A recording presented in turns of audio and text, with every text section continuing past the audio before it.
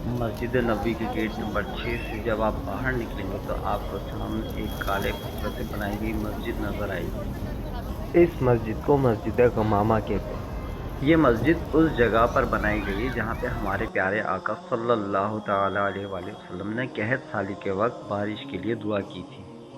उन दिनों बारिश ना होने की वजह से कहत तारी हो गया था और यहाँ हमारे प्यारे आका सल्लल्लाहु ताला अलैहि वसल्लम ने बारिश के लिए दुआ मांगी थी। मस्जिद गमामा के सामने मस्जिद अबू बकर सिद्दीक रज़ियल्लाहु अन्हु भी वाक़ई है।